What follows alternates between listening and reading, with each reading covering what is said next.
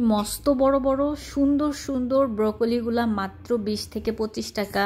এই সময় আর ফিরে আসবে না, আর কয়েকদিন পরে ব্রোকলি খুঁজেই পাওয়া যাবে না, পাওয়া গেলেও একদম সেই লেভেলের চড়া দাম থাকবে। তো এখন যে সবজিগুলা একদমই হাতের নাগালে পাওয়া যাচ্ছে, একেবারে দাম কম, সেগুলাকে বাসায় আনছি। আজকে আমি মোটামুটি বেশ কিছু 2-3 কেজি করে কিনে নিয়ে আসছি। ব্রোকলিগুলো এরকম ছোট ছোট করে কেটে নিয়ে একদম গরম পানির মধ্যে দিয়ে দিলাম। 1 থেকে 2 মিনিটের মতো গরম পানির মধ্যে রেখে আমি সোজা বরফ পানির মধ্যে ছেড়ে দিলাম। দেখতেই পাচ্ছেন পুরা পাতিল ভর্তি বরফ আর একটুখানি পানি, মানে পুরা বরফের মধ্যে দিলে হবে কি, এটার কালারটা সুন্দর থাকবে আর এই জিনিসটা নষ্টও হবে না। গরম থেকে ঠান্ডাতে দিলে একদম একটা ব্যালেন্স হয়ে যায় তাপমাত্রার, তা না হলে আবার বেশি গরম হয়ে গেলে ব্রোকলির যে কালারটা কিন্তু একটু ফ্যাকাশে হয়ে যাবে। যে কারণে এই ব্লাঞ্চিং যে সিস্টেমটা এটা করা হয় আর কি ফ্রোজেন করার ক্ষেত্রে। তো ব্রোকলিগুলো আমার সবগুলো একইভাবে উঠিয়ে নেওয়া হয়ে গেছে। এখানে 3টা ব্রোকলি ছিল, 3টা ব্রোকলি আমি সুন্দর করে এরকম গরম পানি ঠান্ডা পানি মিলিয়ে এটা প্রসেস করে রেখে দিলাম। এখন প্রায় 2 কেজির মতো আমি গাজর নিয়ে নিয়েছি। গাজরগুলোকে বিভিন্ন শেপে আমি কেটে নিয়েছি, কারণ এক একটা রেসিপির ক্ষেত্রে এক এক রকম শেপ দরকার পড়ে। তো চাইলে কিন্তু এগুলোকে পরবর্তীতে আবারও কেটে নেওয়া যাবে, কোনো সমস্যা হবে না। তো একটু বড় বড় করে এই জন্য আমি কাটছি।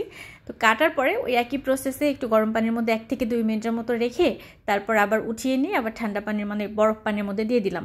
দেওয়ার পর একটু নাড়াচাড়া করে যখন তাপমাত্রা একদম নর্মালি চলে আসছে, তখন আমি আবার এই যে ছাঁকনি দিয়ে উঠিয়ে নিয়ে একটু পানিটা ভালোভাবে ঝরিয়ে নিতে হবে। তা না হলে এটা স্টোর করলে আবার বেশি মানে বরফ বরফ হয়ে থাকবে আর কি গায়ের সাথে, যে কারণে পানিটাকে ভালোভাবে আর কি ছেঁকে নিতে হবে। এই জন্য আমি ঝাঁঝরির মধ্যে রেখে দিলাম, যেন মানে এক্সট্রা পানিটা যেন নিচে পড়ে যায়। তো এই যে ব্রোকলি গাজর আমার করে নেওয়া হয়ে গেছে।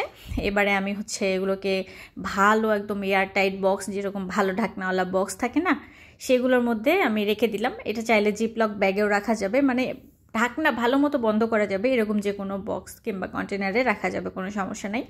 যত বক্স ভালো হবে তত এটার মানে টেস্টটা ভালো থাকে আর কি। কোনোভাবে এটার টেস্ট কিন্তু নষ্ট হয় না। তবে এটার একটা প্রসেস আছে, সোজা মানে ফ্রিজ থেকে বের করে তরকারিতে ব্যবহার করতে হবে, নামিয়ে নর্মাল টেম্পারেচারে রাখা যাবে না।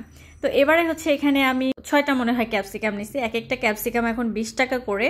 আর কিছুদিন পরে তো এগুলো একদম হাতের নাগালে থাকবেই না। আর সামনে তো রোজা আসতেছে, রোজার মাসে তো অনেক কিছুরই দরকার পড়ে।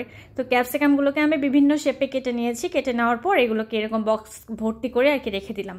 এগুলোকে আর ওরকম করে সিস্টেম করার দরকার নেই। টমেটো এরকম আগে আরও কিছু টমেটো আমি রেখে দিচ্ছি। আজকে আরও কিছু টমেটো আমি এখানে প্রায় 1 কেজির মতো রাখছি মনে হয়। তো এভাবে আর কি বিভিন্ন শেপে কাটছি, কাটার পরে বক্সের মধ্যে ভরে এভাবে রেখে দিলাম। এখন যেটা করতেছি, এখন বক্সের উপরে আমি নাম লিখে রাখতেছি, যাতে করে আমার বুঝতে সুবিধা হয়।